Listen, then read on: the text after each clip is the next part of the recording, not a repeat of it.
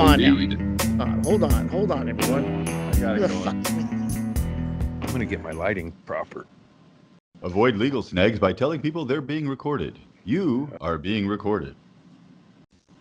Not in So Florida. I tried to send you guys something earlier, but it wouldn't go until we got going here. So I'll put it in the chat right now if I can. It's actually Peng Dang on TMZ talking Tonight. about, about everything. Have you seen that? No. Yeah. So check your opinions, comedians, at the door, because Holy shit. this might put a little monkey wrench in your works. No offense, I didn't mean to say the M word.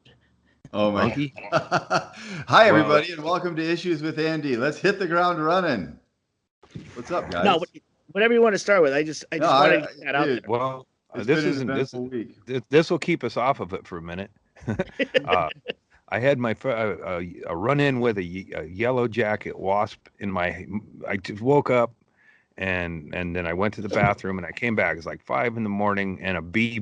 I swear, a fucking bee is like, and that can't be. I mean, I haven't seen any of them around yet, but one. So there's one in, and so I get up, and I'm like trying to swinging around, knocking shit over with the electric racket to electrocute it, and then it went up in the window, and then I just stuck the thing up there, and I and I you know, when you put they stick to it, and it's zapping the motherfucker, and so I didn't confirm, I didn't check a pulse or nothing. I set the thing down upside down on the floor, and then went back to sleep for a bit, got back up, I hear the fucking bzzz, I go, how many of these are in here? And then I look at the racket, and the one I'd electrocuted was gone. Like, no way. I mean, you know, I fucking blew his brains out. How's he up? And so then I look around, turn on the lights and shit, and then I see a fucking retarded, I don't mean that, brain damaged, slightly askew bee flying around, and it had like spider, a piece like a web on it. So it was like, you know, not only did it get zapped and put down, now it's flying around with a web dangling from it. And then I'm like, see that? I'm like, what? It's like, you know, like when you see a helicopter fighting a fire or something, you know, what's he towing? The water bucket. That yeah. So it's like, and it's flying around all clumsy and shit. And it's, you know, my excuse is I just kind of woken up, and I was like, waiting for it, and missed, and it hit me in the fucking face. And then it was down on the floor, and I didn't see. It's like, and it looked like I stepped on it just to make sure this time, but it's like, you know, I tried to electrocute it, and it didn't kill it, and it hits my face and drops to the floor, and that it was a fatal blow. So there you go. It's going to be a shitty bee season. I don't know. Is that your be great? Is that your Groundhog Day version of whether you'll have hornets or bees? I didn't know where'd he come from? It's like, dude, you know, have you been laying dormant here, hanging out? Because I don't know. I haven't seen him about. I've been hanging out outside. It's the first one of the season then, right? It's like a robin in spring. Mm-hmm. Yep. Yeah. And I killed it twice. I mean, I don't know how many times you have to kill a bee to make it dead, but that was kind of scary, because, like, you know, it's like, is this a fucking ghost bee? Wait, fuck? So when you electrocuted this yellow jacket, I zapped it. So it's stuck to this device that electrocutes it, and then you just set the device with the bee stuck to it down in the middle of the floor, upside down on the floor, and so stepped away like Bill Murray putting the flagpole down in Caddyshack after the guy got electrocuted, and then you just like backed away. He just kept electrocuting it. He basically set the electrocution device down on the bee. Yeah. It was. I mean, you know, it's like John Wayne Gacy, that fucker. You know. So what you did is, like a Bond supervillain, you walked away from the bee before it was done killing it. Yeah, it was a lot like the old Batman series. That son of a bitch, he was supposed to go through the saw. I should have waited, you know. Gave it a monologue. Yeah, supervillains on that show were really bad people, but then they would never stick around to see the violent end of Batman. They're just like, this is gonna work. All right, I you're mean, as doomed, far dude. as putting it all together, they spend so much time with the laser beam and dipping girls in Yeah, gold and everything, and then to just be 2 inches away, maybe 30 yeah, seconds from yeah. seeing Yeah. the Yeah, if you invented culmination. a laser beam that would cut through your sworn enemy, you would stay to watch Yeah, it work, yeah. right? Fuck yeah. Yeah, why not? And I'd So run other busy being a people through it. supervillain. Yeah. So I guess I'm a little bit I'm not quite a supervillain. I'm just a villain. Riddle me Well, this, you mother. haven't made it there yet, Andy. You know, a supervillain like lives inside a volcano and has like a whole city he runs. Like you've got an Airbnb and your wife. And he's So got the Yeah. lighting of a like, start- supervillain. Yeah. Work up to it. Well, I got this is my origin story right here. How did he get so fucking angry? What happened?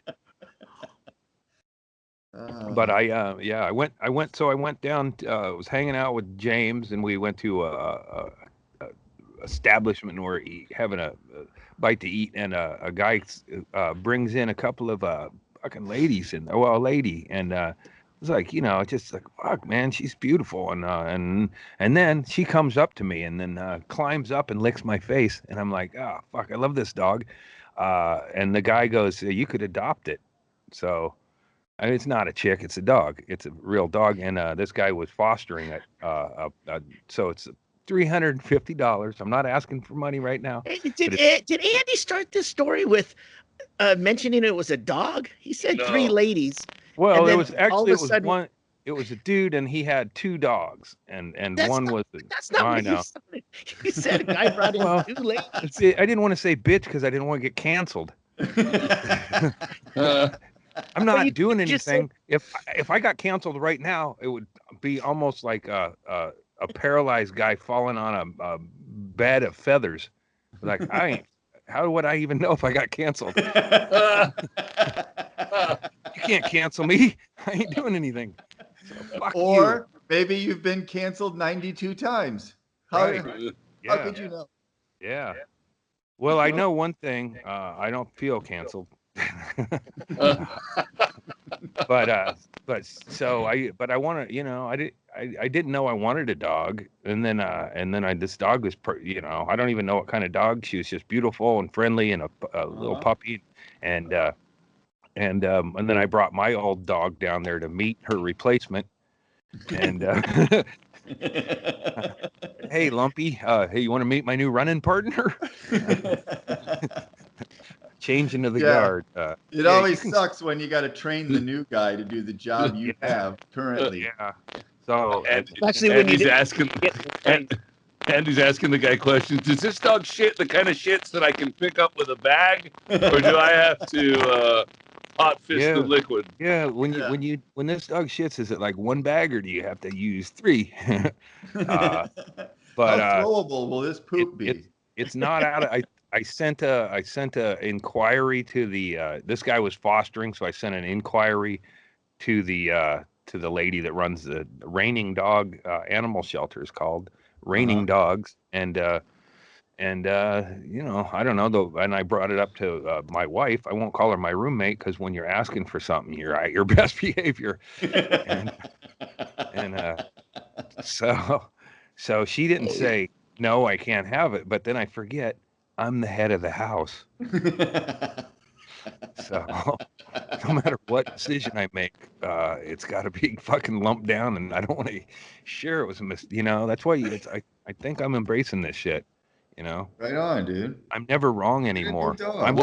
What kind of yeah. dog is this, Andy? I'm It curious. looked like it was I'll show you a picture later, but it looked like it was a border collie or Australian Shepherd kind of. It looked Oh, more that's like great. an Australian Shepherd, but his feet are fucking kind of big, so I think it might be Burmese or something like that. It might be a Isn't bigger. that a python? Yeah, it's half python, half shepherd. Yeah. It I- has no legs. I'm actively looking for a puppy myself right now, but I have strict rules of what I want. So it makes it harder to get, you can't impulse buy it if Well, you know. it's like going to a bar and going, I'm gonna pick up my type. I only want a fucking 20-something-year-old blonde, but then, 1 o'clock, a fucking ginger comes up to you, and then that's the perfect girl for you. But this dog, I mean, here's the thing about this though, is you usually don't get, if you're gonna go adopt a dog anyway, I just met a dog in a bar and we hit it off, so I wasn't, that's how it goes. Sometimes you're not looking for a dog, but you go there and you make out with one in a bar and you're like, fuck, I'm taking this bitch home. How am I gonna make this work? So I don't know. I doubt if it could be like a fucking 90-pound dog, and then I would be wrong, and I would know I was wrong, but then again, I wouldn't hear about it. So, God, but that's the household, man. It occurs to me that's why Jehovah's Witness dudes are such douchebaggy, boring. I don't know that many of them, but the ones I met is like, oh, he's fucking. It's because they don't have anybody challenge their authority. No dude wants to be ear raped by his lady, but sometimes it does get you on the right track. You're better off as a team if you can do it. Yeah, and I don't know shit. Andy, your analogy falls a little flat because, unlike a one-night stand, you now have a dog for that dog's life, correct? Right. Well, yeah. Or your life. I mean, let's be fair. And that's getting to be a bit probably of about the same. I'm getting kind of concerned that I'm not dying, is because I brought up and if you've just eaten, I'm sorry, but the anal bleeding that's a part of my lifestyle. Turns out, like, I don't know how many years ago I had the diverticulosis infection, but I went with that. That's it, man. I got an anal bleeding. Yeah, it's the diverticulosis again acting up. So I've been bleeding out of my ass for roughly 3 or 4 years. Not an insignificant amount of blood loss at times. Turns out it's probably just hemorrhoids. Yeah. You need some witch hazel wipes and a bidet, brother. We've been down this road. It needs to happen. Well, but this doctor I went to, he suggested, it could be that, and go, like internal hemorrhoids, like, he didn't check. The thing about deeper than my asshole. Chad, my asshole's deep in there further up. Yeah. Hey, hold on, everyone, hold on. But that's healthcare in this country. It's like I could have afforded to go and do a thing, but it's like, or whatever. I know what this is, so it's like, why go to the doctor and have them say, yeah, it's probably just a diverticulosis infection. But there's a couple things here, buddy. First of all, I've got a colonoscopy coming up the next couple months. You might be due for one. June 1st. I'm getting it up the ass June 1st. Oh, well, then you'll find out answers to all of these questions on that exciting episode. I just had to go last week to the urologist, to the VA, and right away I walked in and I looked at his hands and I was like, ooh, small hands. Yeah. All right. I know, yeah. No problems here. I had a doctor who was a tall man, and I got rid of him just for that. Finger length. You looked at his slippers. Yeah. Andy will go in on June 1st, and it'll be that hobo he gave all his change to with the big swollen hands, all bloody scab. Thanks. That change led me to go to medical school, and now they reinstated me. It's probably. I mean, well, I met the doctor. We did a Zoom thing, and he's an Oriental gentleman. His name is Yang. So it's kind of an intimidating name for going up your asshole. Yeah. But yin and yang, I say. Gentlemen, I had mine about 3 or 4 years ago, and I've extolled the tales of how wonderful going under that twilight is. Yeah. It won't be a big deal. But let's come on. Let's dispense with this hands and fisting thing. There's no digits going up. Oh, I know. There's a camera going up. A robot. Oh yeah, the other day I had to go to the urologist and he did the digit. Was all I had to do was that, and then he had to fondle my balls. That was when he looked up at me and he goes, "Your testicles are of normal size." And I wanted to tell him that's good because I've never had anything to compare him to. But he didn't seem like he was into my humor already. The previous jokes I tried to crack. Yeah. After he stuck his finger in my ass, he tried to continually tell me to sit down, and I'm like, I'm good. sit down. I'm good. Sit down right there. I'm good. I pointed at my ass. I'm like, I don't really want to sit down right now. And he's like, oh, sorry. Why are you trying to make him laugh? He's already banging you. I don't know. It's a nervous habit. You landed the deal. He's yours, man.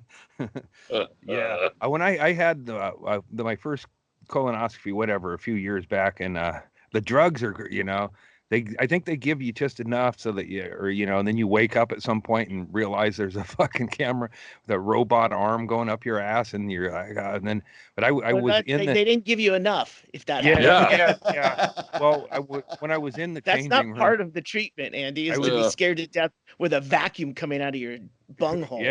Yeah, I did. I meant to ask him about that. Hey, should I have been aware of?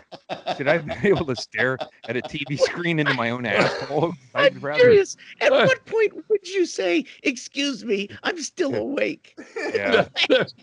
They're cracking inappropriate jokes the whole time. Andy, can you hear them? Hey, I can hear you guys. Yeah. Hey, man, did he just call me a Norwegian slur name? Oh. This poor guy's got the asshole of a 70-year-old. When I got done with it, I was in the room, and they give you the night. You're in just a warm blanket or whatever, and then at some point, nude under the blanket, and then she pulls the curtain, and I'm up, dressed and everything, and I'm still way fucking messed up on drugs and stuff, and she's like, "What are you doing?" I go, "That's okay. I've been here before. I know what I'm doing." I was talking about I've been high before, and I know how to I've been high and woke up confused in a room with a strange woman. It's okay. I'll be all right. Yeah.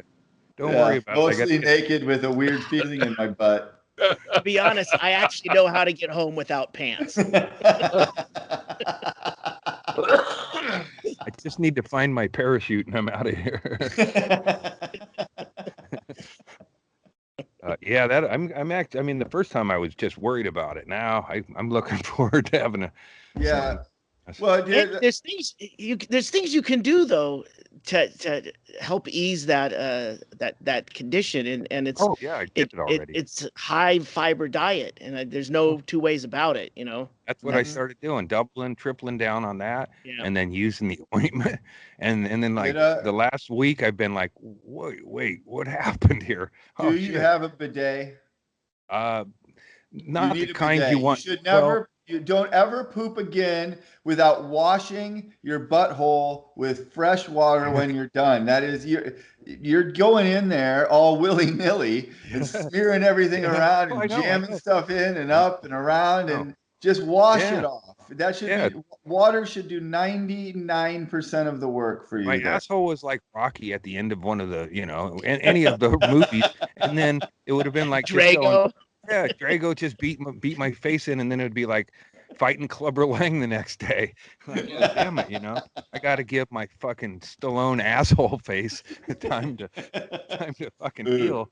Andy, cut it out.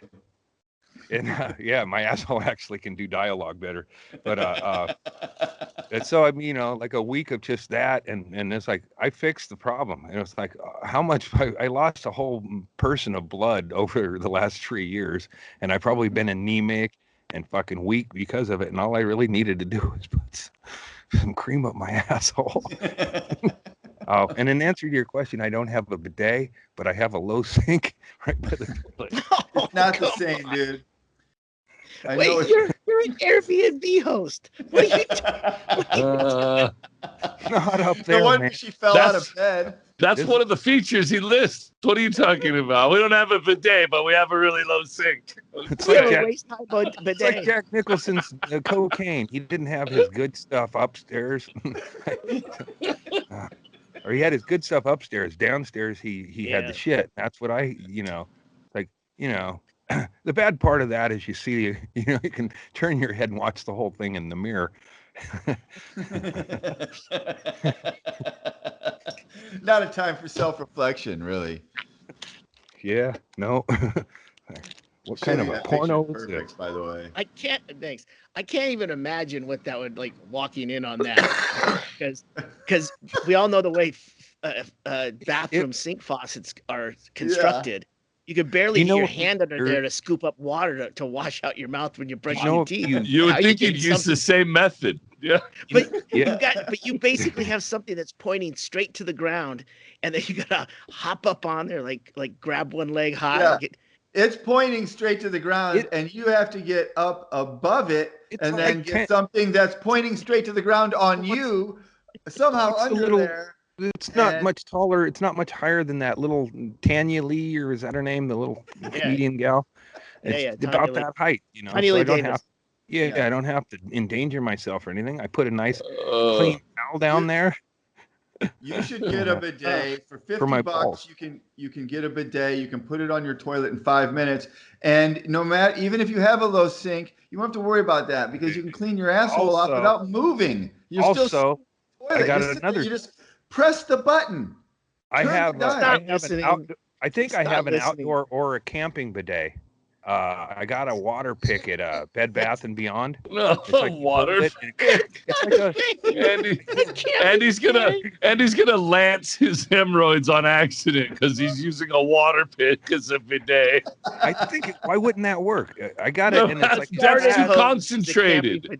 Yeah, I would change the thing that I wouldn't use the same one for my mouth, but it blasts. I think that because I could get a squirt gun for like $30, a high-powered one, and that's basically it. Use the water pistol to shoot at the Yellow Jackets and put a bidet on your toilet and start using it every day. I can promise you that once you do, you will never go without it again. Yeah, well, I mean, I do the water treatment. Sometimes it's a hose outside when I'm watering. Same, dude. I'm telling you, this is a better, more thorough and professional job. Did you know? Well, it's like comparing brushing your teeth with putting some water on your finger and running your finger over your teeth. There's a and then there's ways to take a clean cleansing shower, but if you leave a hose out in the driveway on a hot day, put a little water in there, the next morning you're out, you're getting ready to water. It's like shit. And it's cooled off enough, and you can take a shower and a bidet in your driveway naked before daylight even. Hey, if you have to shit in your yard, that's a perfect plan. But if you're going to shit in the toilet you have in your house that you use, you can attach a bidet to it, and with the press of a button, your asshole can be cleaned off. Well, but here's the thing, and this was part of the whole, it was, how do I say this? It was, now that I'm over it, I can talk about it because I'm a survivor, but I experienced anal leakage. Not like I just left a biker bar, was trapped in the bathroom or something. No, this is just like just going about my business. Like, geez, it's all wet down there. And then I, do some investigations and it's like clear. It's like my ass is like drooling. My asshole's drooling water. So now that I'm over it, hey ladies, are you telling us you're a squirter? I'm not sure what the point of this story is. Are you losing plasma? Maybe if I jerked off, I could have got some more distance out of it. But no, as it turned out, it was just like I sat down on something wet all the time. And this is separate from the blood. Mm-hmm. But it was a part of your stool. Okay, when you wipe. Hold on. Well, it's all part of belly sickness, but belly sickness has nowhere to go except out your asshole or up your throat. So what you're talking about, Andy, is a discharge. You're not. There's no blood mixed with it, right? No, not. I mean, not. Yeah. So it was like. So I wonder if like that's part of what's healing. Yeah, like an infection or some kind of like a fluid from a cyst or something. Because diverticulosis is basically the muscles in your lower intestine. They've got like space between them that's thin skin. I'll say skin. It's not skin, but the muscles are bound up, and that space between pockets get up in there and form, and that's where diverticulitis is. It's that condition where you're creating those pockets, and it's because your lower intestine is working too hard and there's not enough mass in there to keep everything flushed out. So there might be something else in there. Yeah, There's two muscles in your Damn, body Shady that really with the matter. smarts. Your Yeah, heart, thanks, your Dr. asshole. Drew. That's fucking Hey, gross. man, that was My well dad explained, had it brother. when I was taking care of him, and unfortunately, he didn't like the taste of fiber, so he ended up getting 6 or 8 inches of his large intestine cut out of his body. So there's it gets worse if you don't just chaw down on some That's fiber why and I take care have of a nice glass of Mucinex. No, what's the name of that shit? Anyway, Mus- I yeah, drink that old yeah. shit. Well, maybe you ought to stop throwing the Raisin Bran in the yard. Turkeys to eat it. Start Yeah. eating some of that shit. You know who? clean. You know who doesn't shit Then you blood? can shit in the guy's yard. The turkeys never shit blood. Shit, fucking it looks like oil. They shit oil. I wonder if there's any value, like start trying to run things on it. Turkey shit engine of a car. Okay, people are filling up. You seen that? You guys have seen some of the footage of the gas shortage, like people filling garbage sacks with gasoline. I think in Right Florida. now? Yeah, yeah. Oh, people because loading- of the ransomware attack on the yeah, pipeline, whatever it was. in like Florida, Yeah. some places are not they're running out early in the day. So Uh-huh. what's that tell people in Florida? Better buy 30, 40 empty fucking cans and go get all the gas we can. And then there's a lady who double bagged it, like filled a plastic bag, and the guy filling it. I saw a guy filling tubs, like fucking, tubs Like, of It's gasoline. always sunny. You're not supposed to. I can't believe they're even letting them do I it. know. It's Florida. Well, it is Florida, though. Yeah. Yeah, I'm waiting was the for the fun. governor. I mean, there's got to be one where the whole, if somebody blows up their home, it just has to be. There's too many fucking white trash people with their trunks full of gasoline right now. I enjoy those kind of things, especially when they're back east, like gas Yeah. shortage, and it's not affecting me at all. Fuck Yeah. you, line up assholes. Yeah, I don't Mhm. think I wonder what a gasoline in a trash bag would do over a period of time. I don't. If it would just it like would just melt heat it. the trash bag and pop Yeah, I out. think- Not even I think over she a period of probably time, didn't- over a very short period of Yeah. time. It'll Yeah, I heat think through probably and by the time she fuck- got fall out. got the key in the ignition, it was leaking in the trunk. Yeah.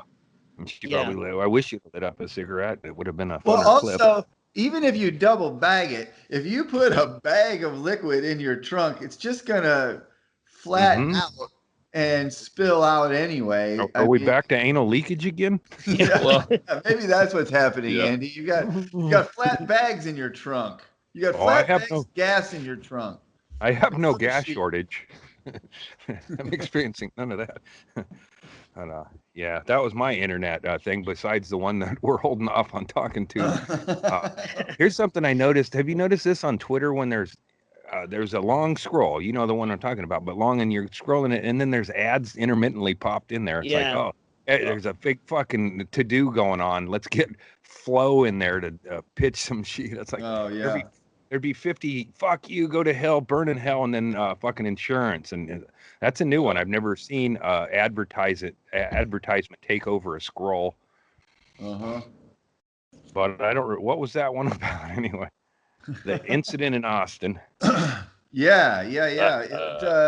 It's been an interesting week in Austin, Texas, because the very first show we went to, the very first thing that Mitchell and I saw here was the viral video that's been floating around and now is on TMZ and everything of Tony Hinchcliffe being racist toward comedian Peng Dang, and the whole thing is crazy to me. But Had you ever seen Tony's Peng canceled. Dang before? No, I think he is. I don't know much about him. I'm pretty sure that he is basically just an open micer. He's fairly new because I saw his when this thing started. I went on his thing, and he had like a very small amount of followers. And as the day went on, it went. But so it's like, it seems like a younger comedian involved with it would have a lot of followers if they've been at it a while. Yeah, there's a lot of layers to this, and we'll dive right in. But so if you don't know what we're talking about, I'll give you the brief encapsulated review, and then you can go find the video and look at it.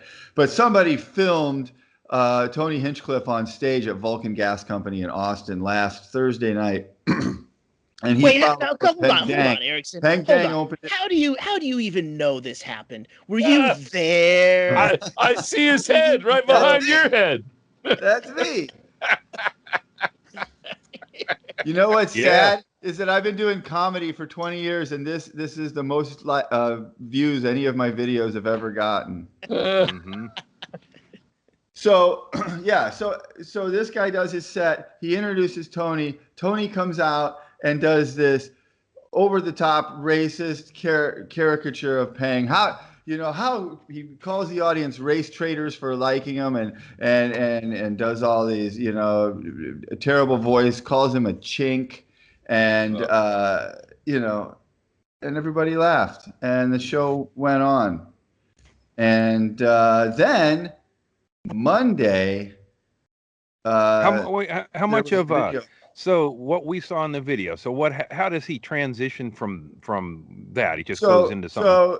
So Tony ends up telling a story about another time that he got heckled and almost he was doing a bit about the Chinese. He's been doing as Chinese bit, and it's obviously a bit.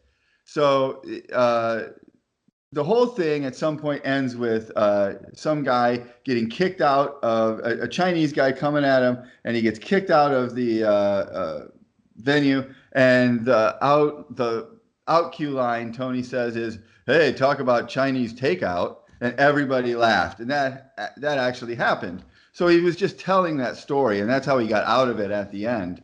But the whole thing was just ridiculously over the top and obviously a dumb character. Even out of context, that was clear. It was absolutely clear. Yeah. Everybody was laughing at it. Nobody thought it was awkward. There wasn't there wasn't groaning. There wasn't a thing to do. There wasn't people nervous about what comes next. The show just went on. And he wasn't that was like, it. And then he wasn't like directly there was nothing talking that to happened Peng. after it until Mm-hmm. from Thursday until Monday, when this clip gets shared by Peng Dang as "This is what happened to me when I introduced Tony Hinchcliffe," without any of the context of what happened before and after that clip. And the clip is Tony's, basically right now Tony's fucked because his show got dropped by the venue in here in Austin, Kill Tony. Yeah. And I Joe think Rogan. he's lost his management right That's now. what I saw that in the comments. Wow. Yeah. Wow. So these are fucking consequences, and I just think it's bullshit. Because that's my fat, stupid head sitting right there, and I can tell you that every single person in that room knew he was joking. What the fuck? Did When I Peng read- Dang, because Go ahead, I saw this Louis Gomez. Louis J. the Gomez. The Legion of Scan. He posted a thing, and it had Peng his thing, and he was saying, "Oh, I can't wait to work with Tony. I'm working with Tony." This was 2019, and then again, several months ago that not that makes them buddies or anything, but he'd been on shows with him before. It wasn't they're pretty tight. So they know each other. So so that's a weird thing. Tony's done Legion of Skanks a number of times, so there's a lot of. Oh no, I mean, but I thought you were saying. I know those guys are friends, but Peng and Tony. But they need, they'd worked together before. He's done Kill Tony a couple of times, so he knows the drill. So that's the weird thing to me is if that, I mean, that was if that did catch Peng off guard and really upset him, that there's would Tony have said, "Get the fuck away from me"? If he goes, "Hey man, I want you to apologize." That's where he should have gone. That's where I would have gone. Like, hey, dude, And nothing was said that night, of course, and which is okay. This isn't as bad as sexual assault, but some of the same sort of dynamics are at play. If it happens to you and it shocks you and you don't know what to do and you just kind of want to get out of there, that's understandable. So if that's what happened, that's understandable. But I don't know what Peng Dang did afterwards. But I know that there was no vibe in the room that anything was wrong or anybody had been victimized or anything had happened. And so I don't think there was any contact between Tony and Peng that night, or until this happened. Now, after the video came out, I do know that Tony has tried to reach out to him and not been successful for whatever reason. Yeah. And that's all I know about it. So because he's not talking to Tony now. He is giving interviews to the Austin Times and some other. Let's see if I can play this. Here's a 2-minute thing with TMZ that I just found. All right. Let's see if.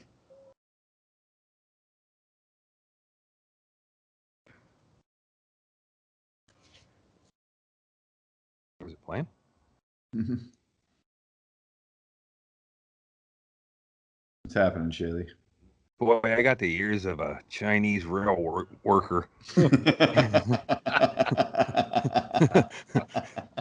We're on cable, bitch.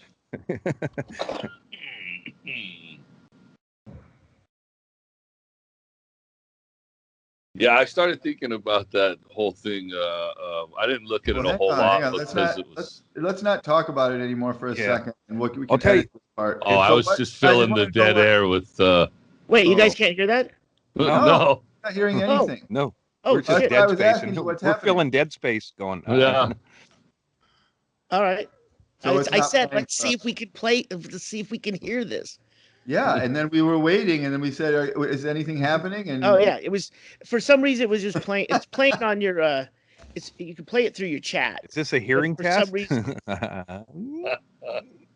For some reason, it won't let me play the chat audio through everything. So, what did he say on TMZ? Have you seen it? I watched it as I recorded the audio once, and he's basically said that when he got off stage, he was shocked by the C word. That he's been in this country for 11 or 12 years or something like that, and he came over here from China when he was 25, and he's lived numerous states in the South, and he's never had that kind of racial slur. Right. Hurled at him. I think that's where the problem is. I think it's the slur. I think that the slur that's over the line, and there's no justifying it. But if you took the slur out, then if you took that thumb off the scale, then it tips over to pretty easily recognizable as over-the-top exaggeration, fucking around bullshit. And it doesn't become a clip. Like, it doesn't blow up like that. Right. Yeah. But, of course, he did say it, and you can't cut it out. That's the biggest part of it. It's, you can't say, well, other than the slur, how'd you like the play, Mrs. Lincoln? Like... One of the things that I've always admired about all of you guys, about comedians, is being, having the bravery to say stuff that, in the moment that you might feel dumb about afterwards because it wasn't right. But you're trying to fucking catch him onto something and say something, and it doesn't always work.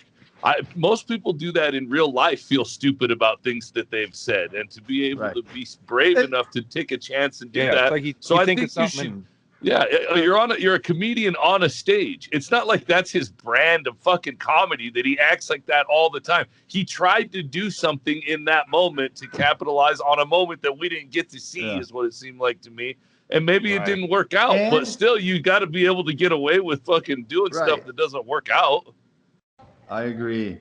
And I would even say that Chad, I understand your point, but I would disagree just slightly and say that actually is what Tony does. That's his brand is to be. He's a big wrestling fan, and the way he approaches comedy is as a heel. He's the bad guy. He comes out and he rants and raves and he writes roast jokes for fucking Comedy Central. He's one of their best roast writers. Like that is what he does. Yeah. So that to me shows even more clearly that he is clearly doing a character here. It's not something that he thinks and it certainly wasn't his intention to be an asshole racist. Now, if that might have been what happened, it definitely might have been what happened, but it wasn't his intention, and that's the where the argument is like, oh, he should be, fuck him, he's canceled.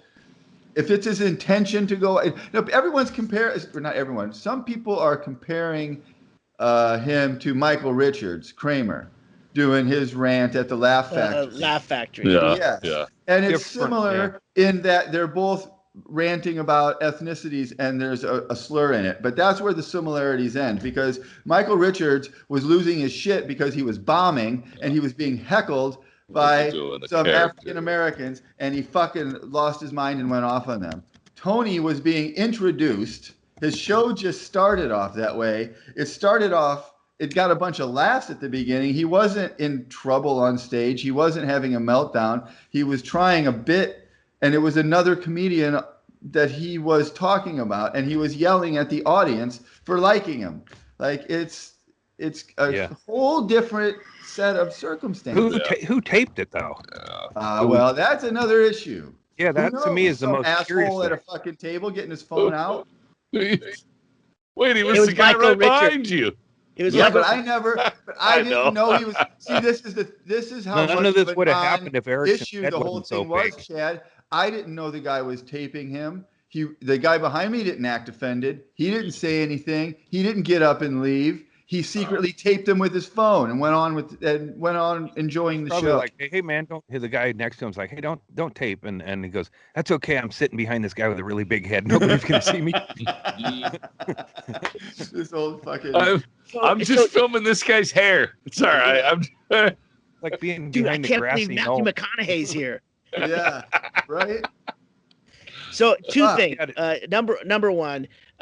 Full disclosure, Tony Hinchcliffe is a friend of yours, Brett. Yes. Yes. So I want to say that you do have an insight into him a little bit more, and you do, he is a friend of yours. So I should let everyone know that.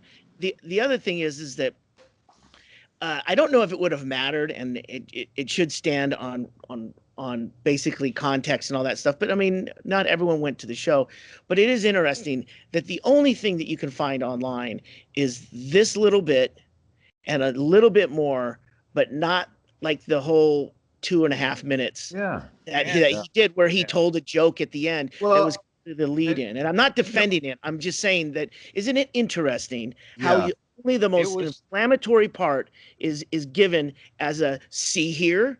Well, I know that's something I've done. You've probably seen me do it, but like I remember once in Boise, me and Doug were working, and there was a really drunk female comic that put the show together, and she went up, and so it was like, of course you got to go give that person shit, and like Chris Fonseca in Denver opened for Doug, and he went right before me, Fonseca, and he was drinking back then, and he fell out of his wheelchair. His wheelchair. He's drunk, and he couldn't, pissed himself at the merch booth. Right, and it's hard to understand Chris, he because he's, his disease or whatever. It's harder, and so when he was drunk, it was like, what? You couldn't understand anything, and then he fall out of his chair and had to be physically helped, and then I go up next. So of course I had, I was like, I didn't think of what I was going to say, and Lord knows there's probably all kinds of slurs and cruelty involved with that. But I remember saying this is like, every time I see him do that, it just keeps getting better and better. It's like sometimes you just think of something in a second and you're following somebody and and then, it's like you don't even go think it 100%. So maybe, it's like, right. Yeah. But, I didn't once think, oh God, that Tony's a hateful motherfucker. But I listened to it and I was like, kind of like, wow, this is brutal. It was brutal. It's brutal. But even to supply some more context. So Pang Dang's act is about, he's only been here for 11 years in this country. So he's got a pretty thick accent, and his whole act is about being Chinese in America. So that's why Tony went at it. You know what I mean? If he had just happened to be Chinese but didn't talk about it on stage, he probably wouldn't have gone down that route. But it was the reaction to, he was just tagging it with like, oh yeah, how are you going to like this, Chinese bullshit, blah, blah, blah. It was, yeah. I'm starting to see the context why. of the whole thing. Oh, here's another point I was wanting to make.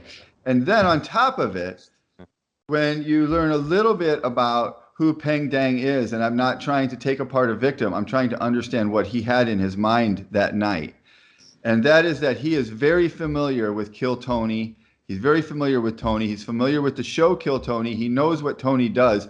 So for him to be shocked by what happened is a bit of a stretch to me. Now that doesn't mean that that hearing the C word come at you isn't shocking, and maybe that shocked him, and that's fair. And if that's what shocked him, I concede that point. So was he? But he wasn't just a guy who happened to be on the show who got ripped by Tony and had no idea who Tony was or what kind of thing Tony did. He is a guy who knows all about Tony Hinchcliffe, and when you add that to the equation too, then that even pushes it a little more toward, if you were so broken up over this, even if you didn't say anything that night, even if you had to get out of there, why didn't you reach out to him the next day? Call him, see what the fuck is up. What was that? He didn't do that at all. Did Peng appear on the Kill Tony as a comic doing? That would be. I'd be very curious. He may have done it before, but I'm not sure of the exact. I just know that he has. Is a joke back then? I just know that he has been in Dallas. That Tony's in Dallas a lot, and Kill Tony's in Dallas a lot, and Peng Dang is in Dallas a lot. So all of those scenes mix together there. That's my understanding, to answer your question. So I feel like he should have. I feel like he did know a little bit about. I think that when it happened, he knows enough about who Tony is for that to give him the context to know that he for sure is kidding. Yeah. Well, I'm happy for Peng that he didn't hear that word for 11 years, but that's not probably the experience of a lot of people. I mean, that makes me feel better about America, because I thought there was a bunch of racist fucking people in America that would call, I can't imagine that that's a new word to him. It's such a throwback word. It's like one of those that you like. Wetback is another one where it's like, you don't even, kids might throw that at somebody, say that, but they don't even understand what that is, like that one. It's like, it's an easy one or whatever, but I haven't heard that word. It's like a throwback slur. It really is. Well, I mean, and comedians, you would think too, even off stage, will bust each other's balls without ill intent. You know what I mean? So, I mean, you can, I don't know. It's just my experience being around people that, Yeah. I blame murder porn for all of this. Forensic Files, all of this stuff, because people sit at home and you watch these and you become very critical and judgmental of what I would have done different than what you just did. And then all of a sudden, people took that out and started expanding it to everything they saw. And then I wouldn't have done this. You're a horrible person. It all started because of a spot that it was legitimate to criticize other people and feel superior. The whole cancel culture thing is because of the internet. Like, if you wanted to cancel somebody back in the day, you had to write letters to the editor, hope that they printed them, get other people to write letters and call somebody out, and then go back and forth. Now you can see something and react. And I didn't put one comment towards the thing because I didn't have enough information to go fuck Tony. I met Tony once at the Comedy Store. He didn't use any Norwegian slang on me, but fuck that guy for what he did that night. I like the guy, kid or young man when I met him, and so I didn't want to go out there and say fuck him. He's a piece of shit for that. I was like, whoa, shit. People were responding to Peng by saying, hey man, I'm so sorry. Do you have a Patreon? Can I give you money? Right. Oh yeah. Come the fuck on. Look, if you want to you give money to anybody you want to, but Yeah. if you've been victimized by a racial slur and a bunch of people give you money, you should give that money to a shelter or an anti-defamation league or somebody, because if you keep it for yourself, then you're a piece of shit. Listen, Yeah. Boomer, this is how the internet works these days. I'm learning Yeah. all of this Yeah. stuff. Yeah, no, but you know, As soon as you're wronged, the whole point of the internet is to prove to everybody that you've been wronged, so that you can start a GoFundMe. You're And right.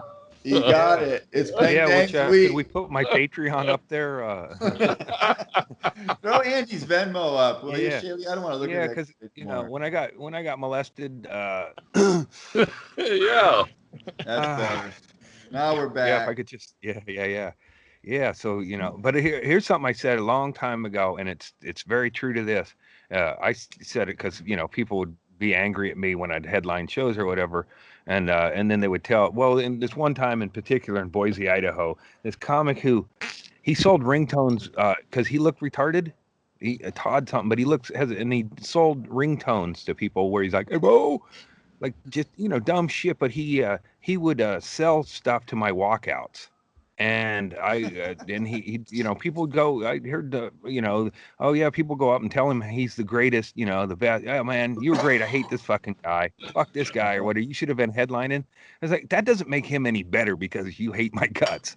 And that's what happens. Like fucking Tony becomes a piece of shit. He's not funny, and Dang has fucking so much. He's so fucking good. It's like neither of those are accurate. Right. Tony's not fucking not funny. He's not a fucking bum, and Dang is still.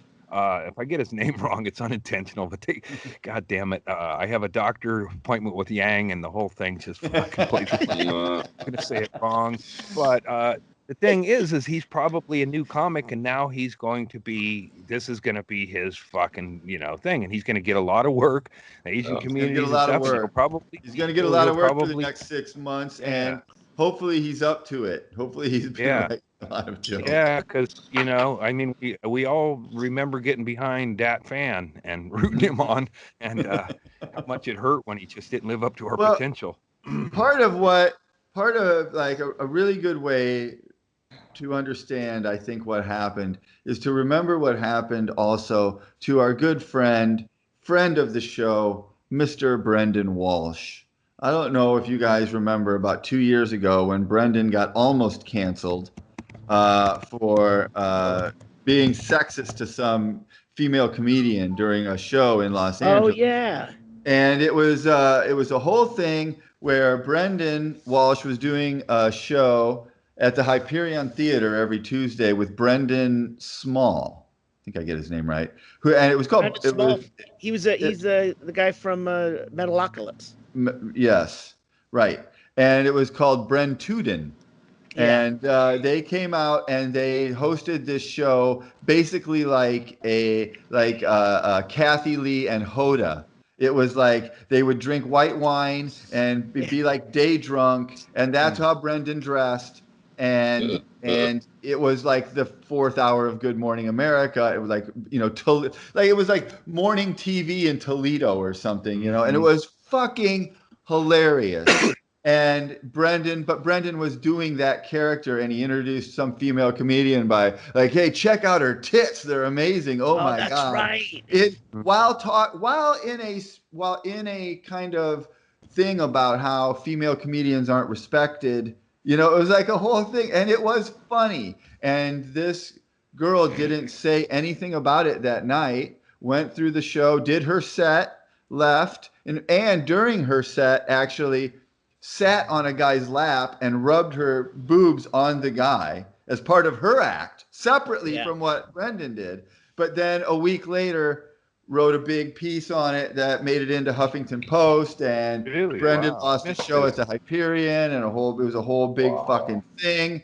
And it's the same fucking deal. Anytime, whatever you say on stage as a comedian during a performance, you have to suffer the consequences of what you say. If you have business partners who no longer work with you because of what you say, that's fair. But you shouldn't decide someone's a good person or a bad person, or say they're racist in Tony's case, or a sexist in Brendan's case because of what they said while doing a character or doing stand-up comedy on the fucking stage. That's and especially in Brendan's case, in Tony's as well, but Brendan's especially in character. Like right. Well, but that's what I mean canceled about the wrong Tony. dude, canceled the character. Absolutely. But that's what I mean about Tony's bit was almost. It was so over the top. It was almost into the Brendan Walsh area of obviously this is a character he's doing. He doesn't really mean this. You know, so yeah, but I mean, with Brendan though, I mean, he looks like this, whereas Tony goes out and because I don't. Really he's not Tony. in a funny Tony, outfit. No, he's not wearing. He doesn't have yellow hair or something that distinguishes him. We've got to stop. We've got to stop with deciding we know something about a person's true character based on something we saw them do during a show. It's a performance. It's not who they are. Yes. And if you don't understand that about comedy, you shouldn't be in comedy. Yeah, well, it's a combination. It's like I knew about it was comedians talking shit. Right? I fucking hated Tony Klinchif already, or yeah. A lot of people don't like him. He's been a bad guy in the business for a long time, so they're happy to cancel him. So that's. I told you guys the story already. I met him at the Comedy Store when I went with Stanhope once. I ended up just kind of sitting by myself out in the smoking area. And Tony Hinchcliffe came over and sat down and sparked up a joint and was like, "You want to smoke?" I'm like, "Oh, fuck yeah, I do." Like an angel light appeared over his head. So I love the guy. That's who he is in real life. He didn't know who the fuck I was at all. And he shared a joint with me when I could really use one. So I'll defend him. Well, and Jeffrey Ross had his kind of thing, and I don't know, it seems like moment in the sun. Yeah, but when I met him, same thing. I was in New York, and I had some weed. Somebody handed me some weed, and I go, "Hey, Roastmaster," and I'd never met him. I go, "Hey, Roastmaster, I got some weed, but nothing to roast it in," and he handed me a pipe, right? So I'm reluctant to pile on him too on that because the thing is I don't really pile on those things because I don't know, it's like I don't know if it's not comedy related, somebody knocking shit over or filling their garbage can up and putting gas in their trunk. I'll talk about that shit or whatever, but I don't, I see all I need to see with that, it's like a fucking stooge or whatever, but I'm not going to say that woman's probably a bad cook and a horrible mother. No, she's just a dumb fuck loading up her car with gasoline. And everything about her is fucking dumb. We got to find that clip. I gotta. Oh, there's a bunch of them. I've been kind. That's been that was my cleansing on things. Yeah, it's like I need some of that. Yeah. It's I think Billy Wayne Davis posted a couple or one of them anyway. There you go. Put it on. Yeah, I don't know if that'll come out to the West Coast but people are so fucking dumb and. Like if nothing else, and this is not a political point or whatever, but the guy who's president and all these fucking Jesus hoople heads or whatever the fuck, these fucking born agains, they want to bring the end of the world. Of course they want the Israelis to stomp Palestine because that's where all the shit's going to go down. That's the Holy Land. So it's, we operate in a world where we make fun or see these people as stupid, and they live in a world where they think we're going to be fucking blown up in a couple of days and they're going to get whisked off to heaven. So there's really a fucking dynamic in society in this country that it may be have been there for a long time, but it just seems like there's a lot of fucking insane people who come across as pretty normal, and then you start getting into it and it's like, holy shit, you really believe that? You really fucking get into that? And there's a lot of fucking gaslit fucking. What's a better word than retard? Damn it, there's better. I don't think there is. Retard is good. Yeah, I mean, See, now there's going to be a clip of Chad saying retard is good, and then that's going to be it. They're going to come for you, buddy. I can use that term because I hung out with them, and they were like, "Hey, man," they call me retard, and I'm like, "Yo, my retard." This is my defense that I always use as a mechanic. I know the term from when you work on a vehicle, you can advance the timing or you can retard the timing. One means forward and one means a little slower. Retard. Nothing wrong with it. Yeah, It's you not don't see somebody derogatory. drop. You don't see somebody flying one of them big planes and then dropping stuff on the fire and go, I don't know what to call that stuff. If actually they changed the word, the name of that, I think because of that, I read that a while back. It's not called that anymore. No. But like if you use the word retard in correct, but if you use like the fucking retard and you direct it towards a person, well, yeah, then that's pretty wrong. Don't do that. That's, unless you're mad at them. Well, then but if that person is retarded, then you should. Well, then they're not going to like understand. Stupid. That's why that's a good slur. It's like you're calling somebody stupid a level down from where they are. As they go, can't you what are you a little dumber than you are? Yeah. Besides, I usually do shout it at people, but I'm in my own vehicle with my windows rolled up, and they don't know that I'm yelling at them and calling them that, so it's fair. Oh, I don't know what this guy called me, but I was driving in a hoverboard. I'm checking him out. He's in the left, and then all of a sudden he's over here. Like he jumped across the road, and then I was lost interest in him or whatever. And then he zips, and then I'm on my phone. I think I originally picked it up to take a picture of this asshole weaving in the thing. And then he goes, "Fuck you, old man." He called me an old man, and he goes, "Fuck you," because I didn't let him cut me off on a hoverboard. Like he's gonna cut. He's like he's trying to, traffic's, and he's gonna go in front of me, and I was like, nah, that ain't happening. I didn't think we were in it. It's just like, no, man. And then he's like, and then I see him go, "Fuck you, old man," and he's weaved over there. And I got business, and nothing he said was wrong. I mean, yeah. So I'm I bet this guy is too retarded that he'll never be called fucking "fuck you, old man," because he's a retard driving a hoverboard. Like he can just cut in and out of traffic as though he's invincible. It's like Andy, when you say hover, one of those two-wheeled things that without like a Segway without the stick. That's not hovering. A motor wheel. Yeah, those don't go that fast. No.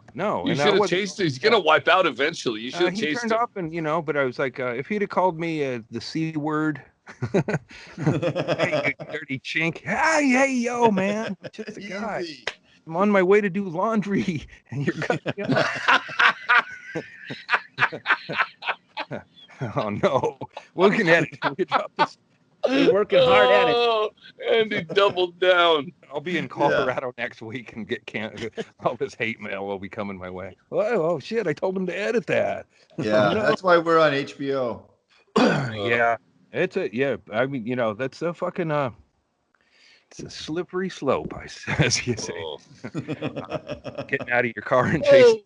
We're not doing that one again. I know. I see what you guys. Have you guys ever seen the try to get out of it and you fuck up worse? That's what happens sometimes. Mm-hmm.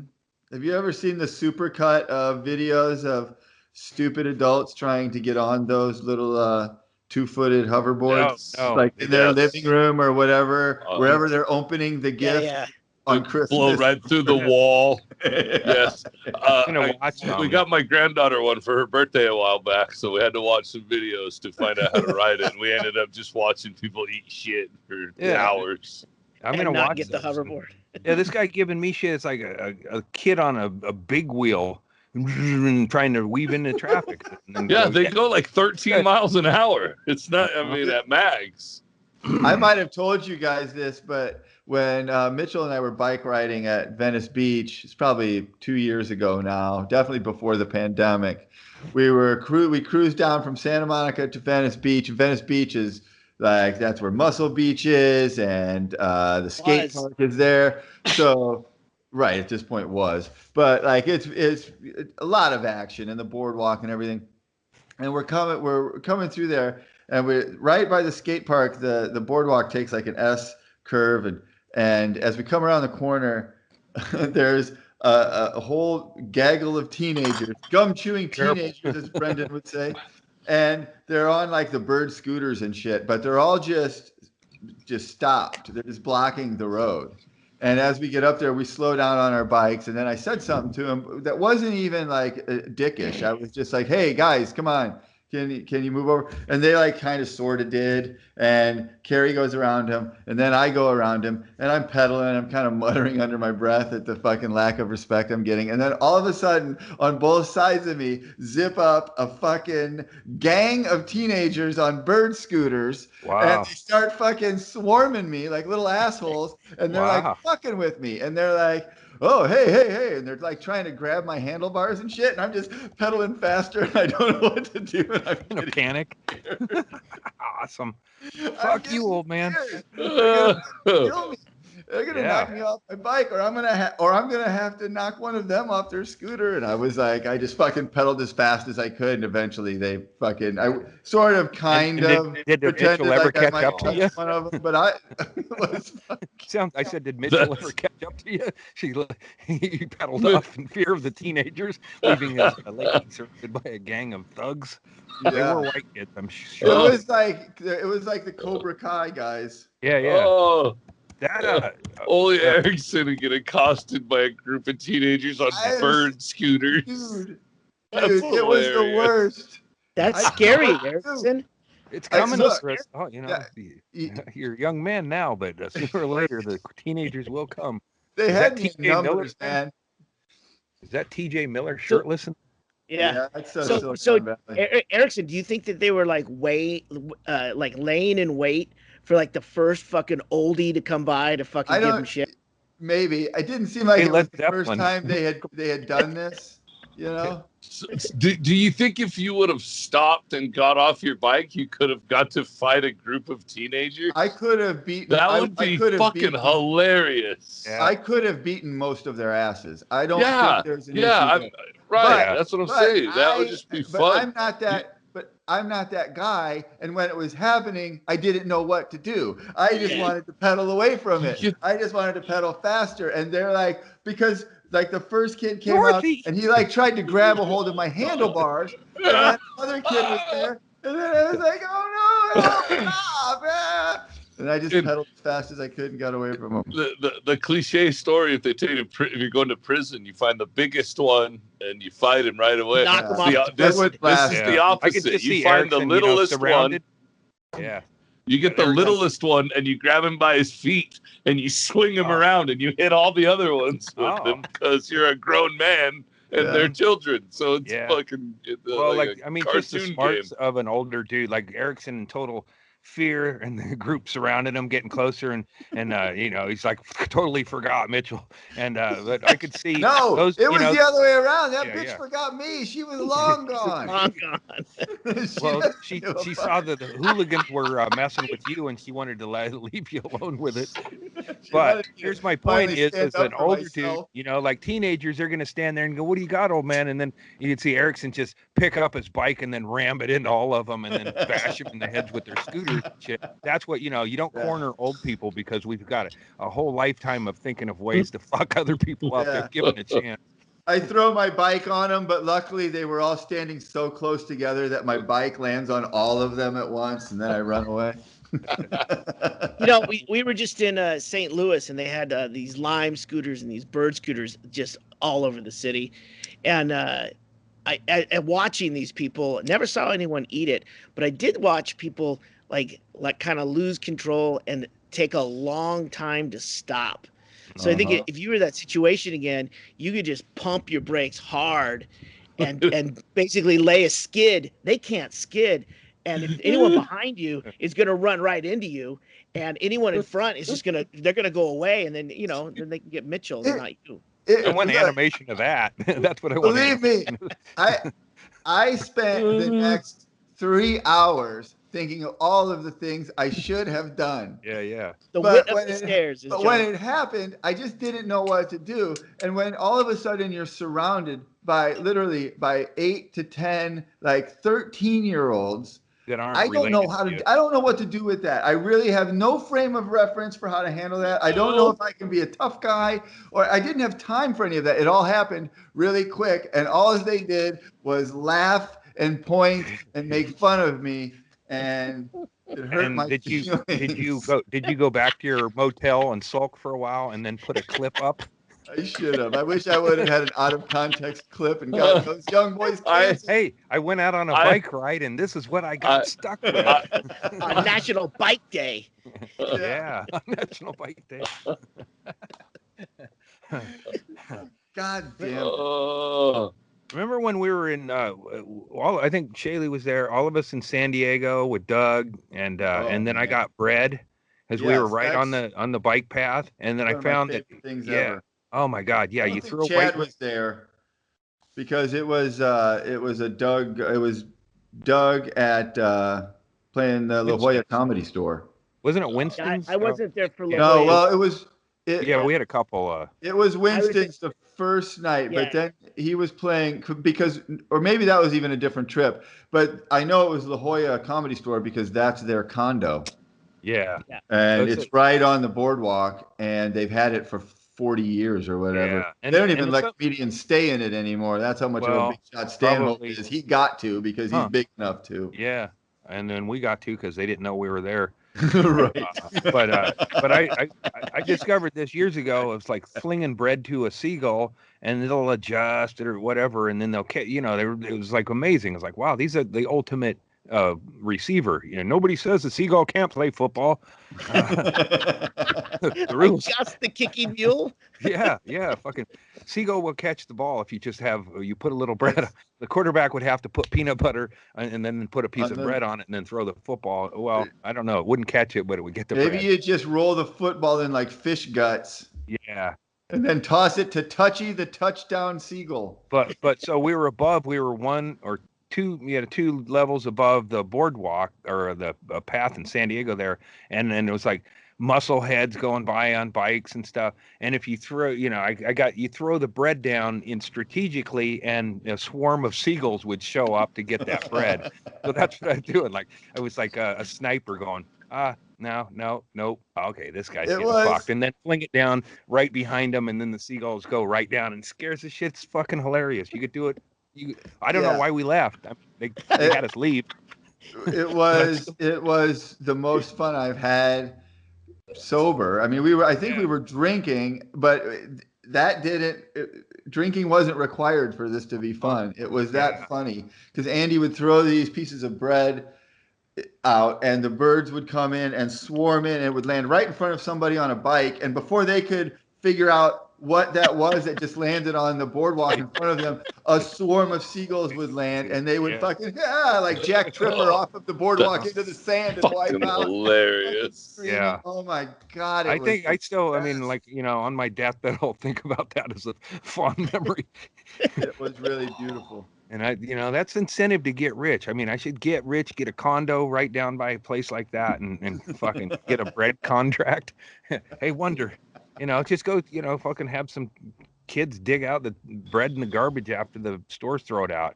I wouldn't, it's like, it doesn't have to be, you could do it for free. I'd like to get the cost of terrorizing muscleheads riding bikes or just lady, it really was just fun to kind of look at what was going on and decide who gets it. Right.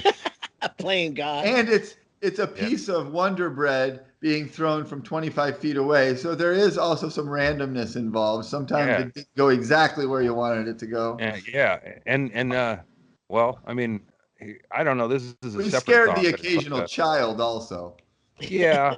I love the win-win. idea of using it to terrorize other people. That's fucking great. The first time we went, I moved to Washington. I'd always lived in Arizona. We went and I know what you're saying. We would hold bread up and they would just come take it right out of your hands. That was one of the fun things that we would do.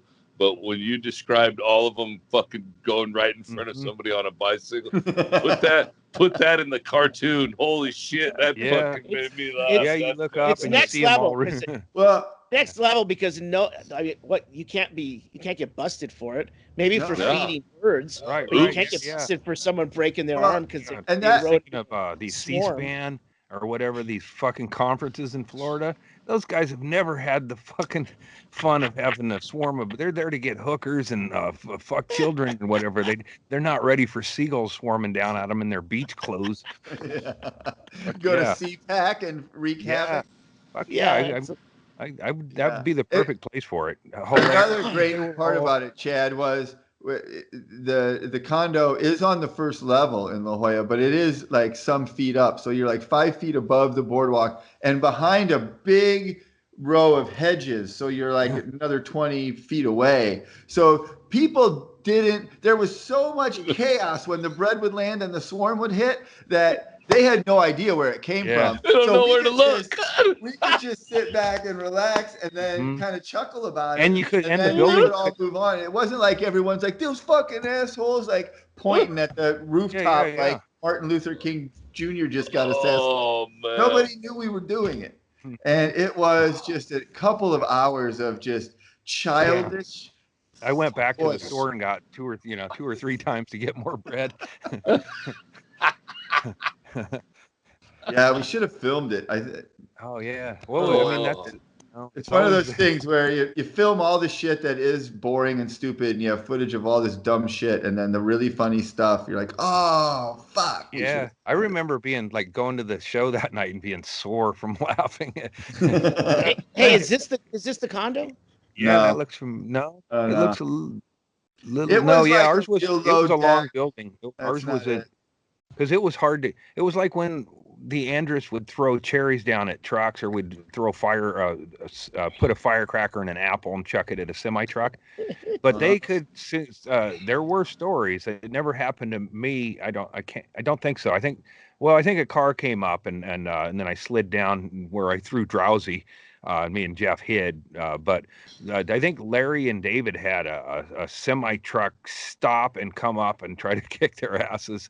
But but it was like, cars going by 50, 60 miles an hour, and it was perfect. And we lived up above like a sniper. It was the Royal Land cherries were the best because that's like a victim situation, throwing fire bombs. We escalated.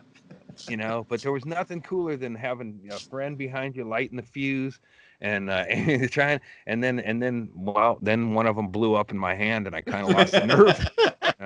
But I throw it, and then the goal was to have the apple blow up in front of the windshield before it hit the windshield. Right. I did it. I got to where I could do that, but then that one short fuse, and I was like, oh no. Little PTSD on that.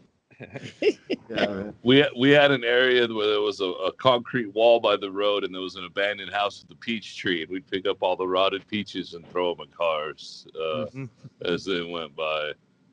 Fucking assholes. And then another my Oakwoy residence in Utah, I had a walnut tree, black walnuts, and they're a bitch, and nobody, they fucked up anyway, but they were fun.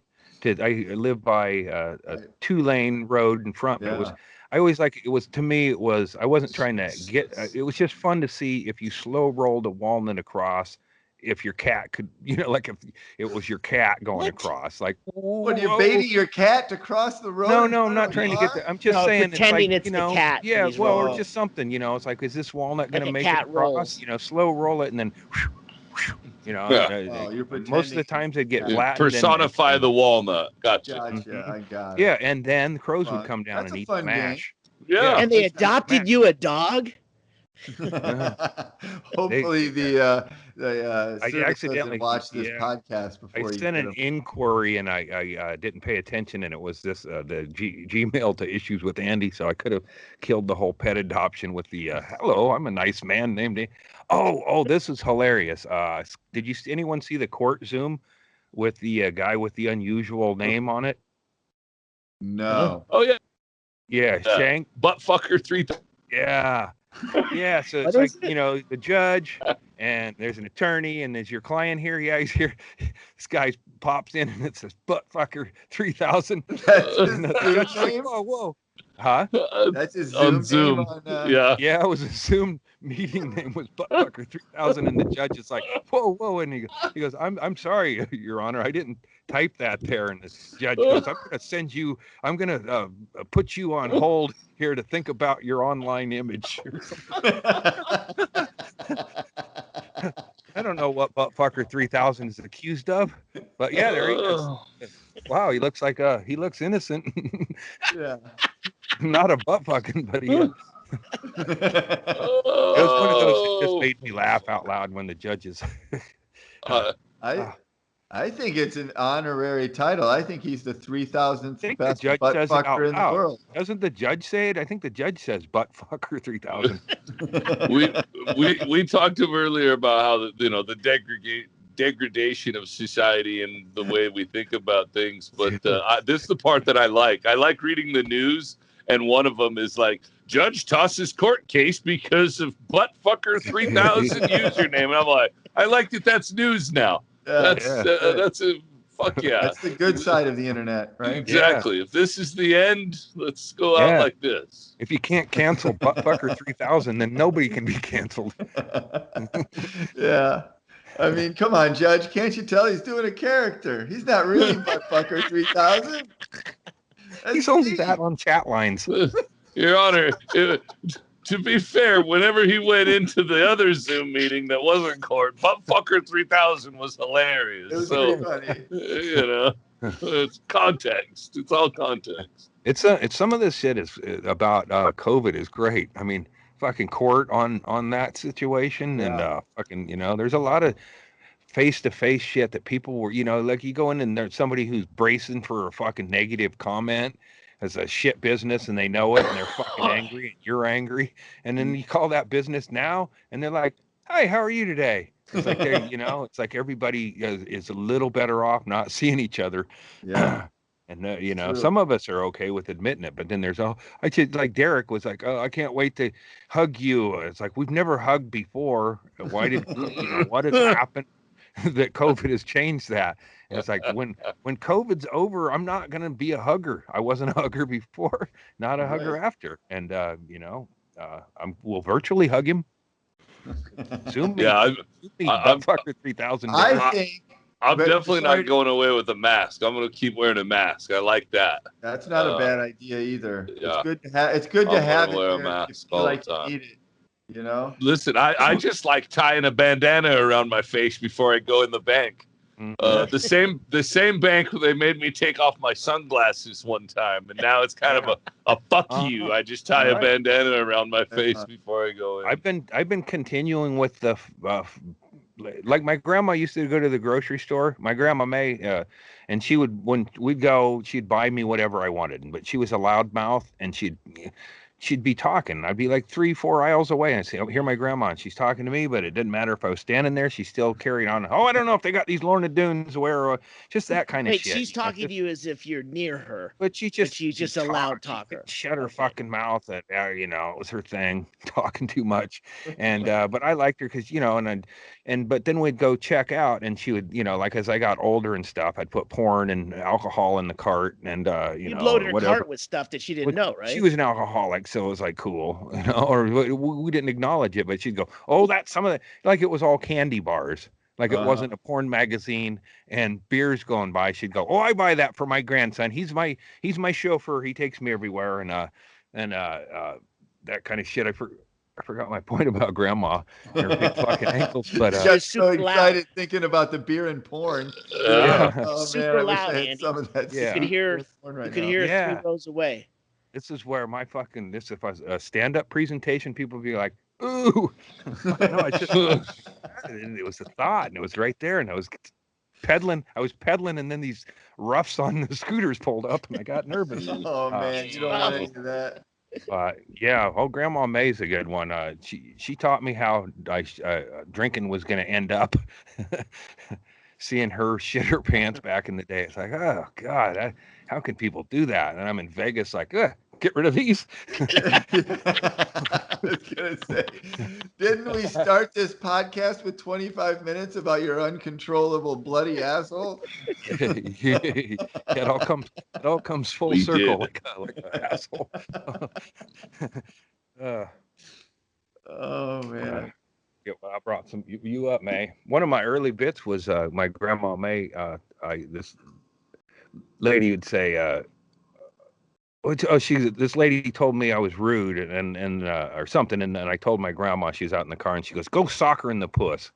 And then that was hilarious as an open new comic. I was like, sorry. So I went in and talked her in the puss, or I forget it wasn't that funny. So why try to unbury a buried fucking punchline that wasn't really a punchline? It was just a soft jab. It was, anyway, God damn. Always nice when you can bring grandma into the act. But yeah, she Yeah. would, we'd get to the thing and she would go, "I'm buying all this for my grandkid," and I'd have to stand there with the magazine acting like I'm a sweet little helper kid. The guy who molested me had he didn't get I had to figure out how to get I would go there and then I would have porn. Ooh yeah, man, and then I go home and it's like the Love Boat's on. Like, God damn it, and there's not no magazines. I wait for the swimsuit issue all summer, sweating and not knowing what to yank to, and it's not a good way to live. You should have sent me with the starter kit for home. But yeah, that's all your big gyms are stuck in the tree. Yeah. And, I mean, that's why I didn't find that. That's why that big Jim never came down, is because I got sexualized and I didn't care if Big Jim you just left him up there. Give a fuck. The rescue mission is off. Who gives a fuck? You guys get in a box and get out of here. I don't need you. Play with men. I want to play with myself. Or dolls. Yeah, I mean, I probably did. I don't know if I even talked about this in my early. Probably not, but I was like sexualized, and then I would like watch Love Boat, and then my dick would get hard, and then I'd wank. I didn't know how to, I didn't have the. See, the coach didn't explain what would happen at the end of this thing, and so when it finally. Julie, the cruise director, or Gavin McLeod? Well, probably like a guest. I was into older women. Like maybe Betty Davis or something was on there. I don't know. But I would start playing with myself. Charo, and then I didn't never. Oh, the Charo one. Yeah, the Charo one. Charo is always on there. Now I'm starting to go, wait, maybe I did do this in my thing, because Charo, fucking Charo was part of the punchline. Shaylee, did you never saw me do that? That was so many years before. I tried masturbating to the Love Boat, and then they put on that Charo episode. But in reality, what happened is I stayed at my grandma's, and she was passed out drunk in a chair, and I had control of the showtime, and the late night showtime got a little risque, and Lady Chatterley's Lover came on, and then I fucking tugged, and then it got to the point where it's like, oh no. I mean, when that happened, I was like something like, I just got snake bit or something, venom. No idea what just happened. Or that clear leakage. Yeah. Leakage. Worded. Big wad of ice cream comes shooting out. And it smelled like ice cream. Grandma, wake up, Grandma. What is this? What about Fantasy Island, man? Did you get boners to Fantasy Island? That was the other one that was risque. No, because after Love Boat, I didn't get to stay up that fell late. asleep. And I'm sure probably pulling off with an Afghan on my lap and just going, like, this show makes me feel funny. And I didn't know, my coach, I don't know what the coach would say in this situation, but this isn't the kind of thing I was used to. I was used to, it's not hardcore porn, but back then for a 9-10-year-old at the time, I was like, God damn. Yeah. I didn't say that because that would have been a stereotype. Your brain, you had to just be freaking out trying to figure out what it was you were looking at, and then trying to process how being exposed to this, aside from just the direct abuse, but just being exposed to this porn, like as that cracks open the world to you, like now you realize there's all kinds of shit going on that you didn't know about, Yeah, and just yeah, that in yeah. and of itself has got to Yeah, be so jarring to It's your worldview that Absolutely. This crippled guy rubbing my belly at nights to turn on, but whoa, look what's going on Well, here. Well, like I don't mean that. I Dream of Jeannie became a frustrating show. Like, wait, you Yeah. could just fall, you could do whatever you want to, or Fucker, dude. Major Nelson, what are you doing? Why what are an you idiot. not? Yeah. I know was why you never sexualized made with Colonel. Yeah. Yeah. Yeah, Major Houlihan, yo. It's Yeah. just so it's like but man, I remember that first Marilyn Chambers movie we watched together, and I guess I sort of helped pick it out. He was like, yeah, waving behind cowboy doors. Yeah, sure, that one. And then I remember a scene where I don't know, somebody was out of gas, maybe she was out of gas, and then some dude offered to help, and he was going to siphon gas from his car, and so it's like I had no idea about that, It's like, wow, you can get gas out of it, that. So he's doing that, but I remember that scene vividly, like, and then she sucks his dick, and it's like, like, I didn't know about gas siphoning. I didn't know that could happen. None of that shit. And then it's then my coach is looking over my shoulder and he sees my mind blown away. It's like, when you go to opera with somebody you love and you watch their reaction to it and like, oh man, they love it too. I love it. Watch you love it. And it's like, it's okay to play with it. And I had, it's like, give me a little better directive on that. It's okay to play with. I'm watching a movie where this lady's now got her mouth on something that fell out of this guy's pants. His penis is, and he says, play with it. I had no idea what I thought he, in my mind, I was thinking he maybe wanted me to get up and mess with the TV or something.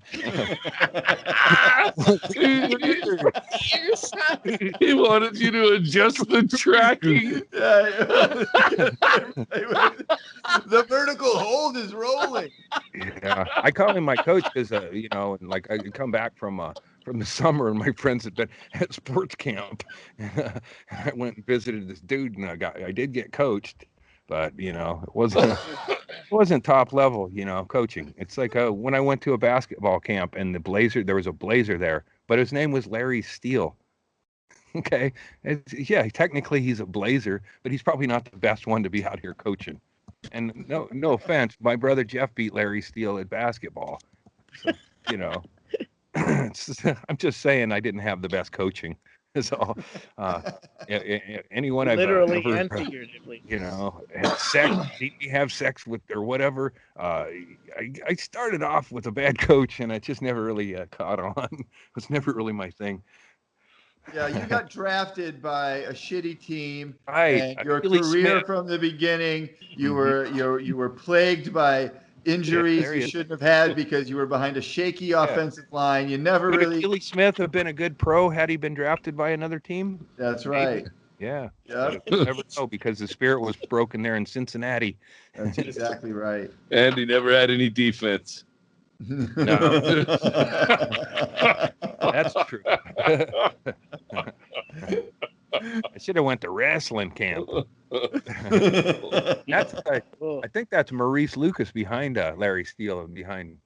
That's a pretty good spot. Maybe not. That's that maybe Kermit Washington. No, it's a different color uniform. So it looks like the Houston Rockets uniform to me. Mm-hmm.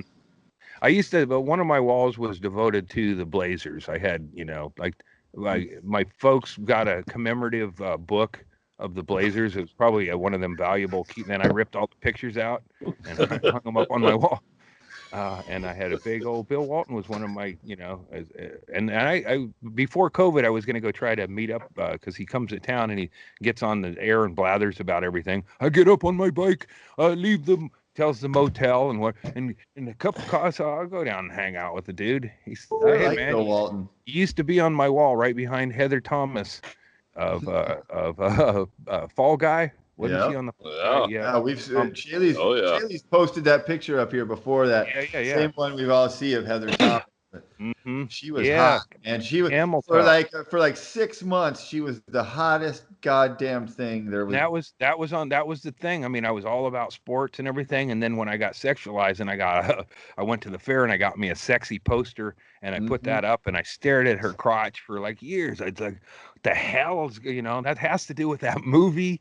I don't know. Keep gas in your car so you don't have that roadside situation. But it, Wait it's a like minute. Wait a minute. We've just hit on something. This explains a lot. Remember all these stories about Andy running out of gas and not wanting to stop and get gas? Now he's got to wait, and he's not going to make it. He might run out of gas. Oh, I should have got gas, but I didn't get gas. Here, you suck I'm on not this. even kidding around. This is a thing, dude. Yeah. That was a breakthrough You there. think you're going to get a blowjob every time you run out of gas? More bad Like coaching. Usually how it By works. Bigfoot. Sasquatch. Sasquatch. We'll just communicate with our eyes. You big fucking ape. Well, it'll be with your eyes for the first part of it. Yeah. Andy, if you came across that movie now, do you think it'd be very weird for you? No, in fact, across from where Erickson lived, at what's that theater in Hollywood? Yeah, in Santa Monica. Yeah, the porn one where they have a couple of them. I don't remember.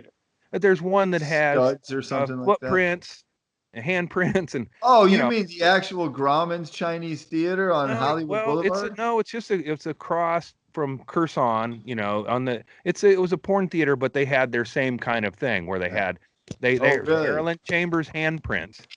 I could have, got down and like put my penis right by. It's like, wow, that's what it was,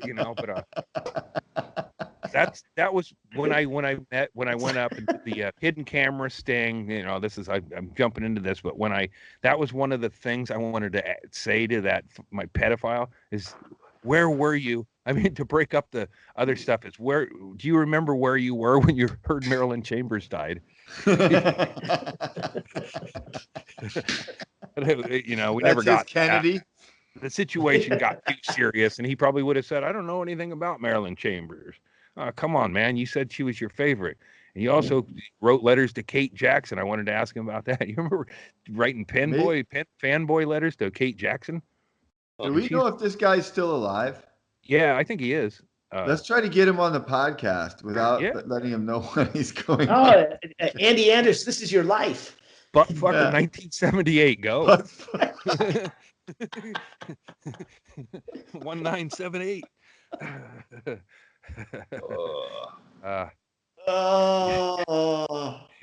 Good thing that lobster wasn't fully cooked. My hernia just popped out. Yeah. But yeah, I've seen what her hands look like, and I can, she had dainty little hands. Bless her heart. She was a sweetheart. Yeah, I mean, I only saw her in those.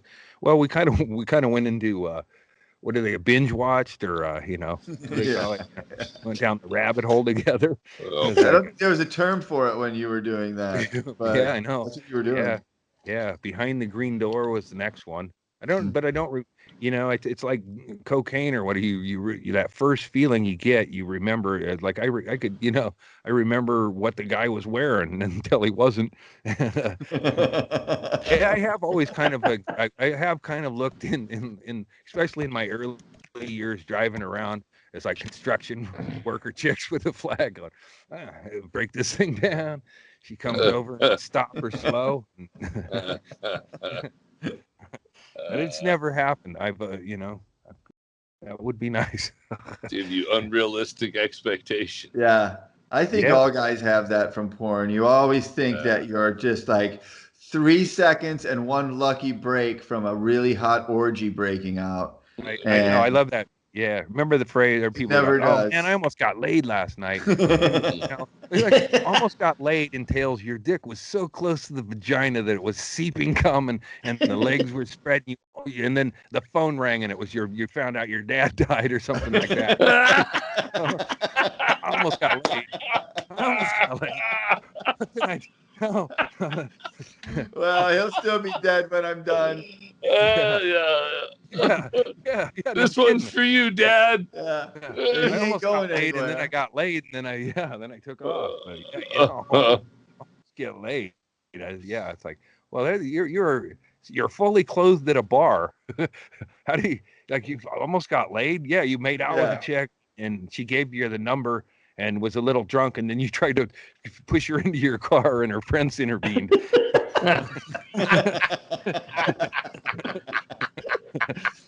Yeah. I Probably was in my- insensitive of us to laugh at what is Yeah. obviously painful for some people on the other side of these Right. old a lot. days of There's a lot of times, I almost got you know, laid, but though my whiskey it was. There's a lot more willingness on both sides than is ever really portrayed. That's right. Because if when this all first started to come out about consent and being drunk, and I'm like, well, fuck, that negates every time I got laid. Like, because I had to be drunk, and I needed them to be drunk. So, that's yeah, getting laid back. I mean, when you're single, or maybe it's changed or whatever. But back when I was hitting the bars and stuff as a young man, it was like you were a fucking stereo salesman, and you would say and do anything to get like them. Ron Johnson from Fast Times at Ridgemont High. Yeah. So, what do you think of this Fisher stereo, huh? You're not going to do any better tonight, let me tell you that. Yeah, it's all a big scam, It's a yeah, and you know what else? You know what else that points to it, that people like us who are drunks, we require alcohol to get laid, and so does the person we're having sex with, because they're just as awkward and nervous about it. It's all these weirdo creeps who don't drink who end up, it turns out, are these crazy sex perverts and maniacs because they're having sex sober. It starts out sober, and then it just goes off into these fucking. It only gets more sober. Oh yeah. Can you imagine being sober and encountering a squirter for the first time? No. The words "having sex sober" is a hilarious punchline in and of itself. You're just like, you had sex sober. I've never forced anyone to do that, but I have seen buyer's remorse.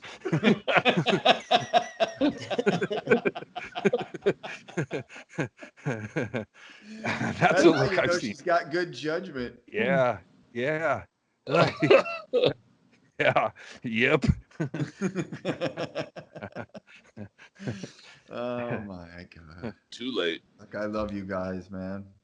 It's been so much fun. Hey, Shaylee, put up Andy's Venmo again, would you? We got to get Andy it's been some. It's been underutilized, but I've been canceled, or I've been victim. I went out and somebody goes, "Hey, you Norgy fuck. Why don't you?" And I don't know if any of us know what Norgies really do or would care, but that's what I am, and it hurt. It cut me to my thing, and anyway, so that's the Venmo.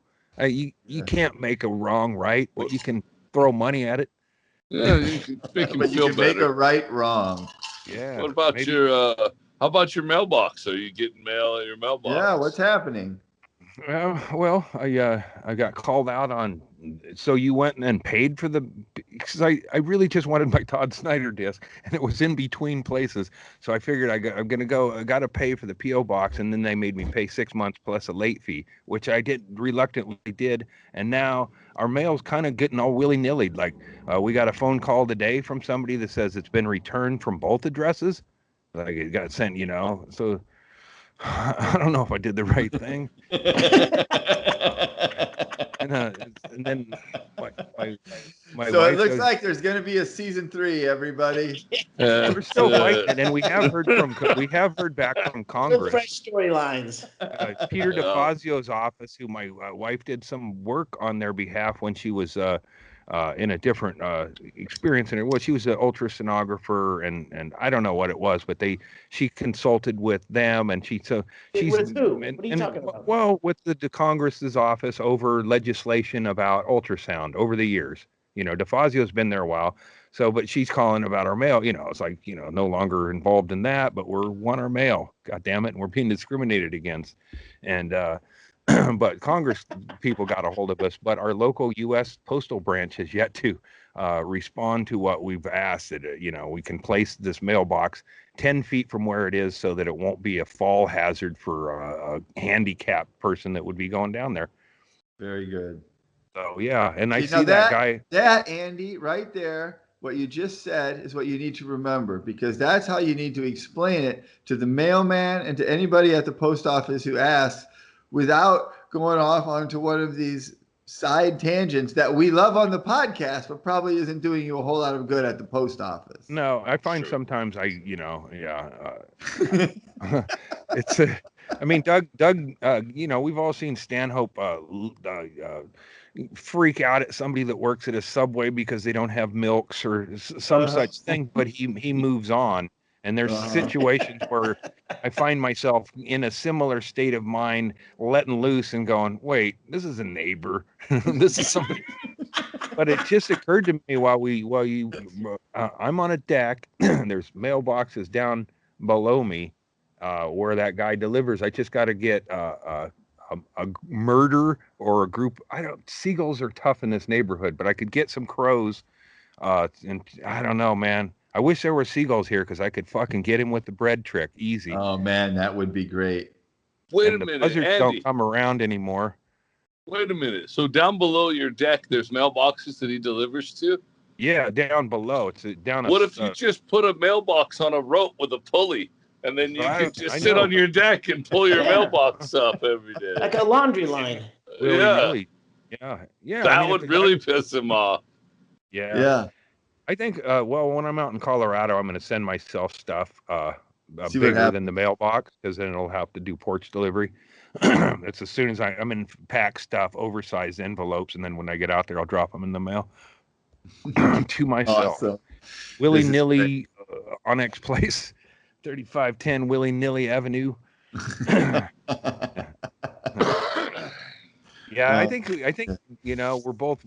He's he's as aware of me and my motives as I am of him and his motives. So it's kind of one of those things that if and I'm thinking ahead here, but that is probably the most dangerous stretch of ice. When this town ices over, this hill's the last thing to thaw, and cars slide down. No, people just don't even attempt it. But the mail's got to come up that hill. And it'd sure be a damn shame if on one of them cold mornings, everything in that area got iced over the night before, or maybe a hose got sprayed down, everything's soaking wet, icicles hanging above the mailbox. I can arrange this shit. I've been nature jacking for several years. I can call on the elements. Yeah, it'd sure be a shame. Aquaman does the fish. Yeah. Yeah, you see that guy trying to deliver to that spot when that hill's iced up? Hilarity. He'd fucking break his neck. It'd sure be a shame if your camping bidet got left on overnight when there was ice. Yeah. Oops. Yeah. That. So I'm at war. The world's at war. The country's at war. Andy, when you seek this revenge on the mailman by icing the road and the driveway, and he takes the inevitable spill he does, and you end up in court, what do you think your Zoom name will be for the court trial? Iceman. Subtle nod to me, but there'd be that'd be one in court. Are you gonna plead not guilty and have the screen name Iceman? Has anybody ever been accused of manslaughter for creating ice? Come on. And I've heard it like as a joke. Go ice the steps at the old folks' home, or maybe I come up with that, or I've heard it, but. You heard it? I think I heard it from yourself. Well, a lot of shit. I saw some of my schemes on Reckless or Shameless. It's like, that was one I thought of as Mm-hmm. I told my daughter if I'm ever in when my life looks like it's faded enough, get me I'll get on some dope and put me in a wheelchair and slowly push me just roll in front of a city bus. And then, but I was worried. Well, she's looking for a home in Colorado. So she could probably use her dad dying in some way that she could sue. Not if she pushes you. Well, that would be the thing. It would be like, how do we make, maybe tits across and the bus driver's distracted and looking at tits or something, and then the wheelchair's in front of him. It's like, didn't you see there's a wheelchair man who had rolled in front of your thing? You just took off and rode over him? Oh, there was a teenage girl banging herself in a car. Yeah, that's no defense, sir. Buttfucker 3000, you call that a defense? By then, Buttfucker 3000 will be the judge. Yeah. I want to see he was only up on drug paraphernalia charges. Was that it? I hope he's okay. Hilarious. Yeah. $200. Maybe he should be on we should get him as a guest too. We start opening it up. Well, why can't he get on them shows the evening? How do you feel about being scolded by a judge for your own personal, know? Goddamn, What if that's his Christian name? His parents' name is that. Oh, wait, hold on. It was homophobic. That judge was homophobic because he's a butt fucker. Mm-hmm. He doesn't want him in his court because he's gay. Right. Yeah, he's one of those. You canceled. I'm sorry. I just don't see a hairy man's asshole as a vagina type. Oh. Well, this guy clearly does, and he's done it over 2,900 times. That's his score.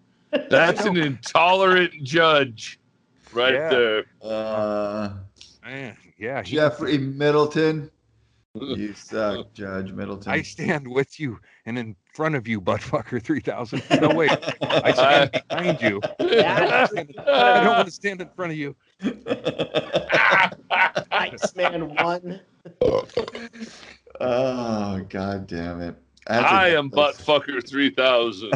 I am Buttfucker 3000. I am Buttfucker 3000. That would have been fun if the other people in the courtroom said, if you're going to walk everybody him out changed their name. Walk Cunt Face 2020 out too. Fuck, I don't want to be in court today either. Fuck this. I'm That's all you gotta do. Yeah. Maybe that's it. Maybe his buddy told him, dude, if you don't want to go to court, just write Buttfucker on your name and you're out there. Oh, sweet, bro. Thanks. Yeah. Or somebody did it as a prank too. His roommate didn't know that's what I was thinking. Because he seemed unaware. He seemed unaware, so he had no idea. We talk about things that are out of context. We come to find out he's at the library. He doesn't even have a computer. He just signs in and I don't know who the fuck was here at the library. Buttfucker 3000 apparently. You just open Zoom and click the link. Oh man! Either that or his roommate is like a tech guy, so he's like, "Hey man, can you just set up that Zoom thing for me?" Yeah, I got it. Yes. Hey, could I get that 20 you owe me? No, I'll get it to you later. But yeah, I'll get it to you. Okay, I'll just go ahead. That's the guy selling Buttfucker 3000 T-shirts already. I knew this would work. Yeah, oh, man, that's it too. Yeah. Buttfucker 3000 landscaping. ready to go viral. Yeah, that's the fucking. Just have a hot press. Forget hot takes. Just have a hot shirt press. Fucking the minute something drops, is people are gonna buy a T-shirt. Is I stand with Wang. Never mind. Doctor, I stand with Dr. Wang. No, I won't. I'll be I'm talking about my ass doctor. Oh, that's right. Ass Dr. Yang, Buttfucker 3. If my fucking, that would have been, how hilarious would that have been? I'm consulting about my colonoscopy with a doctor. Buttfucker 3000. Dr. Yang? I think I'm going to ask around and see who else is available for this. Doctor's like, oh, my dang teenage kids did that. They're always messing around with their computers. You read it wrong. It says Butt Worker 3000. He tries to upsell Andy a T-shirt. Since you're here, maybe you'll buy one of these. or and once you get done with your colonoscopy, you got to walk through a gift shop with T-shirts.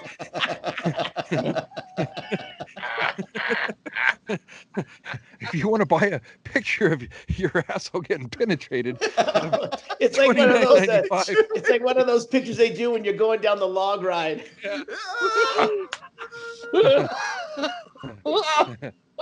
I didn't even see the camera. Wow, that's great. Quick flash. I bought Oh one man, of my I look so last stupid. time. I don't want that one. Yeah. Who are those 3 people behind me? Yeah, I did. The first time you buy that picture, or it's like, yeah, and then fuck that.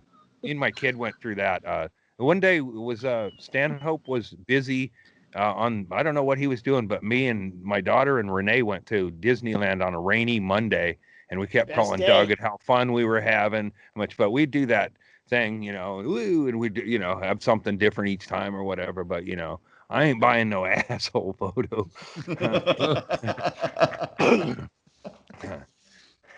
Or maybe I got her haircut today, and she wanted me to take a picture of the before and before haircut. Maybe if I could have got a picture before and then put them in a frame that's before and after. Yeah, cool. It's like full moon, red moon.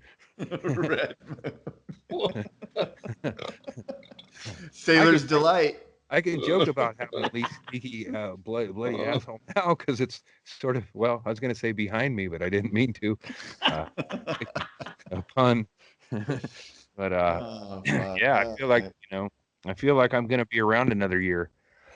Hope so. I'm glad to hear it. All right, then we'll get the subscription for another Patreon, year on. yeah. I guess Yeah. go with season If you're 3 then, everybody. listening, Heard this here is a first. clip on YouTube. Hey, you help me turn the corner. By joining Patreon, you help me stop hurting that way. That's beautiful. I just felt like I deserved it after what happened in my childhood. I should just fade out as an old man bleeding out his ass. Nobody loved him. Wow, this therapy is getting pretty deep today. I think we made a lot of ground. We covered a lot of ground today, Yeah. kids. Yeah. Feels good. All right. Anybody else got anything they want to say on the way out the door?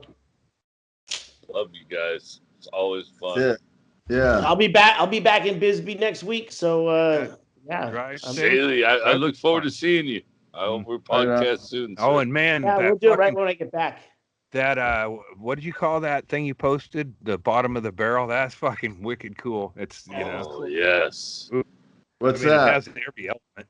It's It was one of the props my brother had. Oh, for this shit. season. It was the upper torso of a gal who's like been ripped just above, like in the belly section, and then just thrown into a barrel. But the look on her face is what's killer. Yeah. And I also liked it that the person who did that didn't feel like taking her bra off and fiddling with her breast or anything.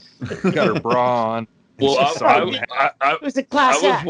I was watching it on my phone, and it comes around her bra area, and Jenny was on the couch looking over my shoulder, like, "What the fuck are you looking at?" Like I was looking at porn while I'm sitting on the couch with her, and I'm like, "No, look, it's this monster fucking thing." Isn't yeah, it? the Is there- butcher is that of a Black thing? Knob just needs to do a little research every once in a while, see what's out there. Yeah. Yeah. You're just scaring kids. You need to be sawing up broads. It's a lot of work, though. Yeah. That's another throwback slur, broads. Oh my God. Here it is right here. Yeah. Wow, look Uh-huh. at that. Jesus Christ, that's frightening. Yeah, just go to ghostride.com. You can check everything out that we had at the show at booth 18, plus our Instagram. I started working on that. I don't know what the fuck is going on. I'm trying, everyone. Instagram's tricky, man. But if you go to YouTube, not only do we have a channel there with Issues with Andy, but Ghost Ride Productions also has a channel, and I started putting a bunch of videos that these kids are producing for us out here, and they're fucking great. So check that's it out. very cool. I saw somebody posted video of there were just a guy going through there, and I saw Shaylee and his brother in the background of it. Oh, that was a Carpetbagger. Yeah, it goes with the 20-second mark, Shaylee. It's like, oh, Yeah. And I thought Shaylee was going to come up and say something, but it's just Shaylee working in the background. It made me feel like you feel good to see Shaylee working in the background, like I was there doing something. things are running smoothly. Yeah. Yep, like a I'll, comedy. you know what? I'll do a walkthrough of the whole booth, and we'll put it up on Issues with Andy, the YouTube. That's Yeah, cool. yeah. We'll put it on the page. Put it on the Patreon. Not that it's Yeah. like anything you can't see, but we'll just put it there so the people that that know what I do on the side can check it out. She looks like she got sawed in half while she was thinking of a witty reply. You know what? Well, you're a bum. To me, it looks a little bit like a Carol Burnett sketch gone wrong. Yeah. It's the blurred out scene from Dusk Till Dawn when Quentin Tarantino tears up the chick in the hotel room. She kind of looks like her, but you never get to see what really happens to her. You just get to see a bunch of blood. Well, that's gore, scarier. Yeah. That's one of the things I'm looking forward to is going to a horror place when this, just getting back in the world, and like this October, I want to go see a cool one with no clowns. I call ahead. Yes, I don't want clowns, but no surprise clowns. I will. See, Andy, that's what I was thinking of. Like the next Butcher Black Knob might be all clowns. Yeah, well, maybe if I was one, I wouldn't be as afraid. But then, this could be theirs. That's true. Yeah. Imagine being I'm one. willing to try. It's empowering. Empowering. Me and Andy huddled in a little fucking cave, smoking joints, dressed as clowns. And that would be empowering for Andy. No different than any other haunted house anywhere. Boy, that would be a freaking. Going under the makeup. Getting nervous already. I'd rather dress up like a broad and go to prison. Shit.